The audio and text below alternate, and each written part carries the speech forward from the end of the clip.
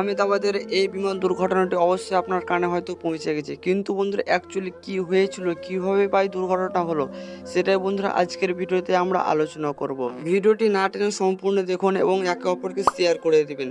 সকালে মেঘানির আকাশে ছড়িয়ে পড়ে আতঙ্কের ছায়া। এয়ার ইন্ডিয়া একটি যাত্রীবাহী বিমান মেঘানির এয়ার স্ট্রিপ থেকে উড্ডয়নের সময় হঠাৎ ইঞ্জিন সমস্যার সম্মুখীন হয় এবং কয়েক সেকেন্ডের মধ্যে রানওয়ের পাশে ভেঙে পড়ে। বিমানটিতে মোট 242 জন যাত্রী ছিলেন। তার মধ্যে ছিলেন 169 জন ভারতীয়, 53 জন ব্রিটিশ, 7 জন পর্তুগিজ এবং 1 জন কানাডিয়ান নাগরিক। প্রতিটি সংখ্যা কেবল একটি পরিসংখ্যাক নয়, বরং এক একটি জীবনের গল্প, এক একটি পরিবারের অনুকরণীয় ক্ষতি।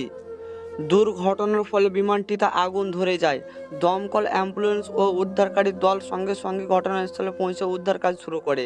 কিন্তু অনেকেই মনে করছে সব যাত্রীগুলো মারা গেছে, আবার কেউ কেউ মনে করছে যে কিছু কিছু বেঁচে আছে, আবার অনেকেই বলছে অনেকেই সিরিয়াস রয়েছে। এখনও পর্যন্ত এই ঘটনাটি কারো মতো ঠিক করে জানা নাই।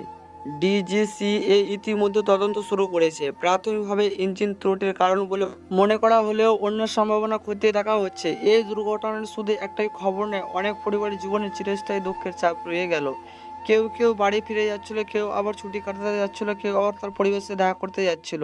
আমরা প্রার্থনা করি যারা প্রাণ হারিয়েছে তাদের আত্মশান্তি পাক, যারা আহত হয়েছেন তারা দ্রুত সুস্থ হয়ে উঠুক এবং তাদের পরিবারজন এই কঠিন সময় সাহস এবং সমর্থন পায়।